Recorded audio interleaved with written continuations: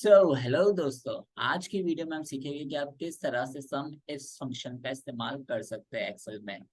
ये एक्सेल का one of the most powerful function है और इवन 2020 तक ये एक्सेल के टॉप 5 फॉर्मूलाज में शामिल था। तो जैसा कि नाम सजेस्ट कर रहा है, सम इफ फंक्शन का काम है कि आप किसी भी चीजों को सम करके देना based on a specific criteria. So example देखते हैं। यहाँ हमारे पास एक छोटा सा डेटा सेट मौजूद है जिसके अंदर हमें मंथ, प्रोडक्ट, कंट्री और सेल्स रेवेन्यू गिवन है। हमारा टास्क पहला ये है कि हम सिर्फ और सिर्फ जनवरी की सेल्स काउंट करें। अगर हमारा नॉर्मल सा टास्क होता है कि आप टोटल सेल्स काउंट कर लो, तो हम सिंपल जाके इसी का जो सम का फंक्शन इस्तेमाल करते हैं और इन सबको सम कर लेते हैं और हमारा काम हो जाता। बट हमें यहाँ पे एक स्पेसिफिक क्राइटेरिया गिवन है और वो क्या है कि आपको सिर्फ और सिर्फ जनवरी की सेल्स काउंट करनी है, किसी और महीने की नहीं। तो जनवरी की सेल्स हमारे पास ये दोनों है, राइट। तो ये कुछ बन रही है 1065, but we have to do it dynamically, ताकि अगर इन फ्यूचर ये वैल्यूज चेंज भी हो तो हमारा डेटा ऑटोमेटिकली अपडेट हो जाए। So we'll use SUMIFS function for it. So just write SUMIFS. तो सबसे पहले SUMIFS आपसे मांग रहा है कि आप एक सम रेंज लीजिए। ऑब्वियसली जैसा कि ये नाम सजेस्ट कर रहा है, सम रेंज का मतलब है वो रेंज आपको देनी है जिससे आपको कैलकुलेट करना है। Okay, not January but this one. Why?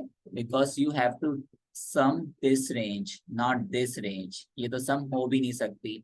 Mostly students को जो इशू आता है वो यही इशू आता है कि सम रेंज में और क्राइटेरिया रेंज में उन्हें डिफिकल्टी होती है कि किस रेंज में किसे सिलेक्ट करना है।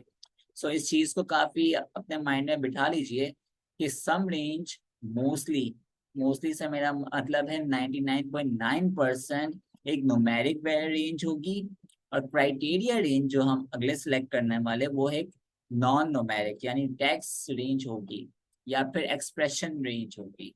सही है। तो हमने सम रेंज इसे दे दी, प्रेस कॉमा। अब ये हमसे मांग रहे हैं क्राइटेरिया रेंज। सो हमारा क्राइटेरिया क्या है? मंथ्स। वाई? बिकॉज हमें जनवरी ढूंढना है, हमें सिर्फ जनवरी की सेल्स निकालनी है, राइट। तो मंथ्स हमारी हो गई क्राइटेरिया रेंज, जहां से हमें हमारा क्राइटेरिया मिलेगा। Okay, we have to find January. जनवरी की रेंज हमें लिस्ट कहाँ पे मौजूद है? मंथ्स में मौजूद है, तो हमें जनवरी मंथ्स में मिल जाएगा। Okay, comma. अभी हमसे पहला क्राइटेरिया मांग रहा है, तो आप चाहे तो इसे एब्सोल्यूट भी लिख के रख सकते हैं, लाइक डबल कोटेशन में मैंने लिख दिया जैन, क्योंकि मुझे जनवरी की रेंज चाहिए। या फिर आप इसे डायनामिक भी कर सकते हैं, आप इसे एक सेल का रेफरेंस दे दीजिए, जैसे कि मैं इसे ईयर सेल्स का रेफरेंस दे रहा हूँ जहाँ पे जनवरी ऑलरेडी लिखा हुआ है। ओके, ब्रैकेट क्लोज, एंटर, और हमारा रिजल्ट आ गया। अब अगर मैं इसे चेंज करके फेब कर देता हूँ तो ये ऑटोमेटिकली अपडेट हो जाएगा। तो इसलिए हम लोग मोस्टली एक सेल रेफरेंस लेते हैं उसके एब्सोल्यूट रेंज के बगैर, एब्सोल्यूट रेफरेंस के बगैर। अब हमारा सेकंड टास्क है कि हमें फरवरी की सेल्स काउंट करनी है जो कि सिर्फ यूएसए के अंदर हुई है। Now we have two criterias, not one but to.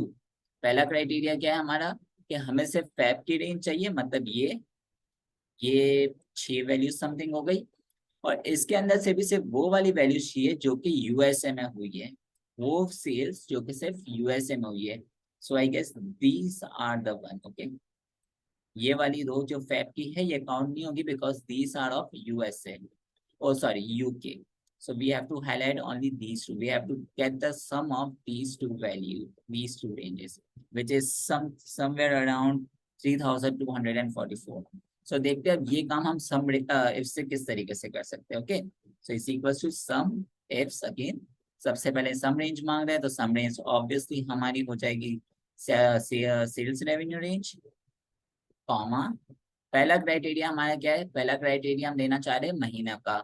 आप चाहे तो पहले कंट्री का भी दे सकते हैं, जैसी आपकी मर्जी। मैं पहले मंथ्स का देना चाह रहा हूँ। सो हमारा पहला क्राइटेरिया है मंथ, तो मैं हमारा पहला क्राइटेरिया रेंज क्या हो जाएगी? मंथ्स की, कॉमा। मैंने क्राइटेरिया वन कहाँ से दे दिया? ये मेरा क्राइटेरिया वन है, फैब को ढूंढ दो इस रेंज में से। Okay, comma. अब ये हमसे मांग रहे criteria range two, which is this one.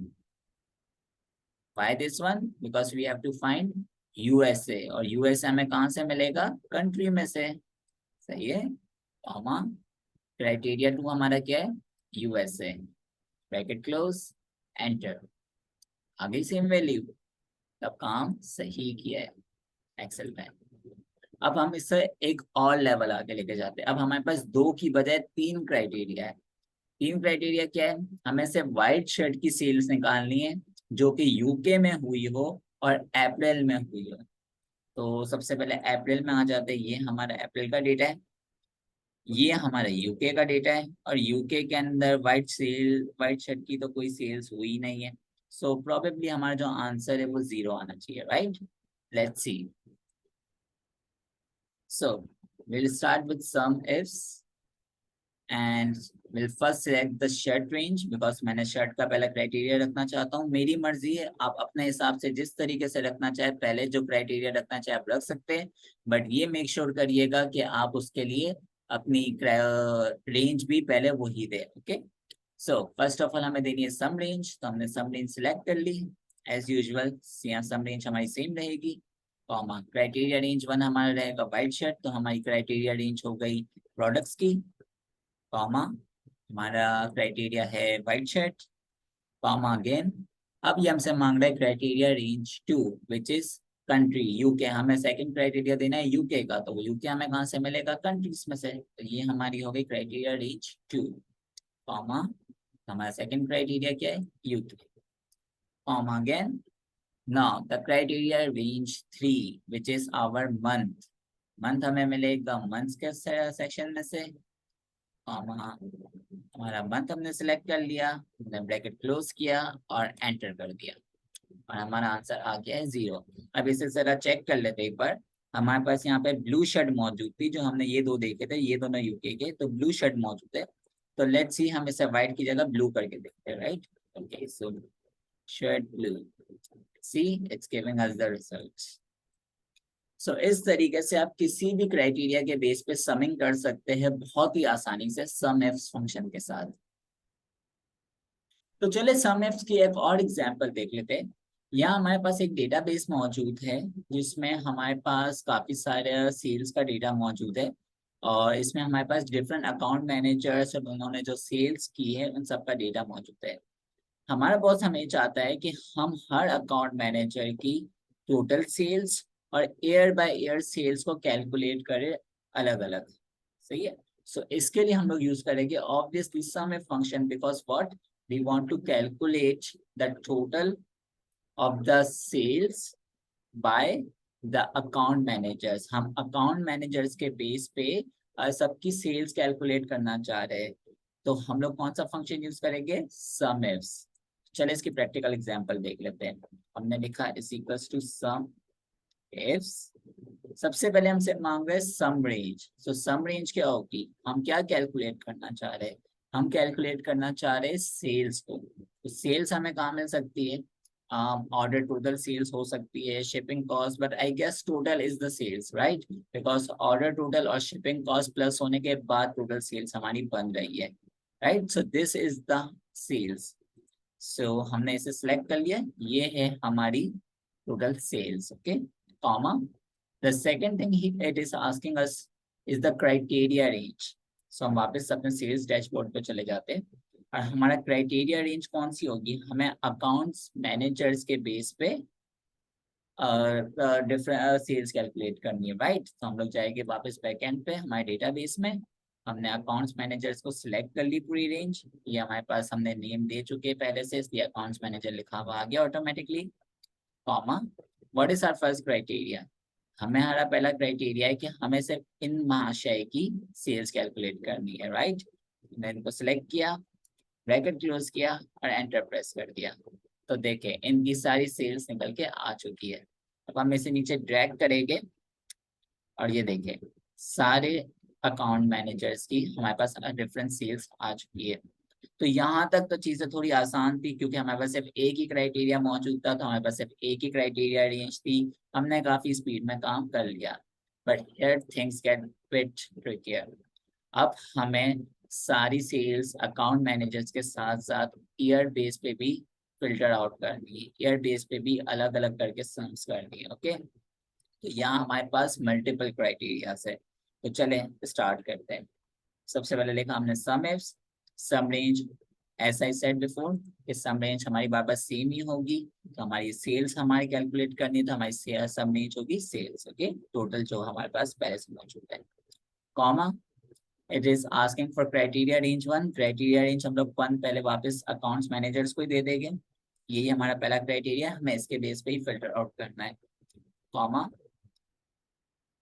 हमारा पहला क्राइटेरिया हो गया corner belt, okay, comma, now it is asking for criteria range two, हमारा सेकंड क्राइटेरिया क्या है, हमारा सेकंड क्राइटेरिया है ईयर्स, कि हमें ईयर्स के बेस पे भी फिल्टर करना है, तो हमें ऐसी एक रेंज ढूंढनी पड़ेगी जहाँ पे ईयर्स गिवन हो, तो वापस चलते हैं ऑर्डर्स में, और ऑर्डर्स में हमें, okay, this is the range I guess, order years हमारे यहाँ पे मौजूद है, yes this is the range, तो हम इसे कर लेते हैं select, okay, comma, and what is our second criteria, the year itself, okay, we close the bracket, हमने एंटर प्रेस कर दिया, और देखें इसने हमारी सेल्स कैलकुलेट कर ली, अब हम इसे ड्रैग करते हैं राइट में, व्हाट इट हैपेंड, इसने 0 0 क्यों दी, जबकि सेल्स तो हुई है 2014 में, और 2015 में भी, 2017 में भी हुई है, और प्रोबेबली इन्होंने भी की ही होगी,